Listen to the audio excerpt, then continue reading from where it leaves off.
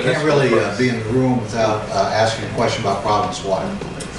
A few years ago, we had high levels in the water as a result of a chemical mistake. Recently, as a consumer, I got a notice in the mail, this time a little bit more explicit. If you actually read yours, there's lead in the water. And I've been really shocked. I found out there was a consent decree signed by the Department of Health a few years ago to donate some money to nonprofit agency instead of complying with what needed to be immediately begun. We have 500 miles of lead pipe under the streets. This is not a personal issue in terms of the department. What we're being told by Providence Water is, well, if you'll agree to put a new pipeline in your part of the property, we'll bring a new pipeline down the street. That's not a systemic solution. Tenants can't do that. Poor people can't do that. I can't sit here and not mention that and ask if you know anything about it, if you have any comments. Yeah, so I think what has happened in Flint has shined a light on communities across the country. I think I spend about half of my time now working with cities outside of Flint who are testing and finding lead in their water. And what I have learned is that there's lead in the water all over.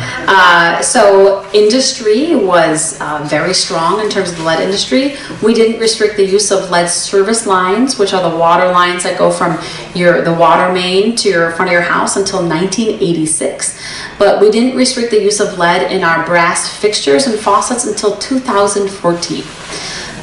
So that is why, like I said, almost week after week, we're hearing about a school district or a city that's testing and finding lead in water.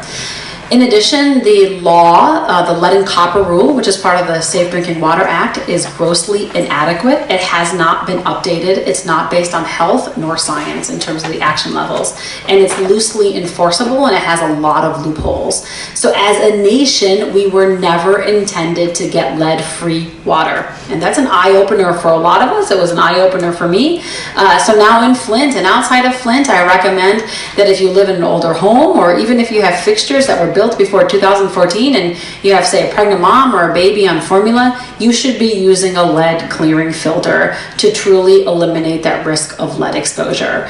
And if anybody wants to take a deeper dive into the history of this, there's a great book called The Great Lead Water Pipe Disaster, which talks about 150 years of lead and water disasters, and a lot of those are in the Northeast. In this area, the lead issue is mainly in older cities. It's mainly a Midwest, Northeast problem.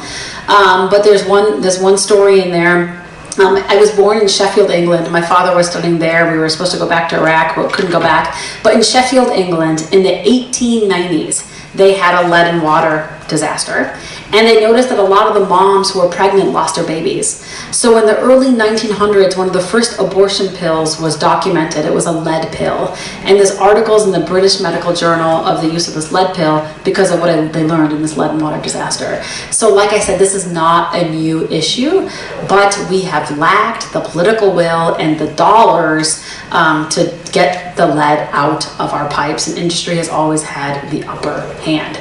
Until now, because now more people are aware, they're paying attention, they're demanding answers, just like you are. Milwaukee just put in a plan to replace their lead lines. Michigan passed we now have a model lead and copper rule, which exceeds the federal standards, which mandates all of our pipes being removed in the whole state in the next 20 years. So more and more cities are paying attention to this. There was just 3 reports that came out looking at nationally at lead and water in schools, which pretty much says there's an issue all over this country and that we need stronger regulations and we need the dollars to follow those regulations. We think our roads and our bridges are bad in terms of infrastructure. What's underneath is probably even worse and hasn't had investment in a long time. So keep asking those questions, keep being persistent. I am not surprised that there's lead and water issues because they're everywhere. Newark, New Jersey is in the middle of a massive lead and water issue. Their action level for the entire water system right now is at 49 parts per billion. The NRDC has sued the city. So it is an issue all over.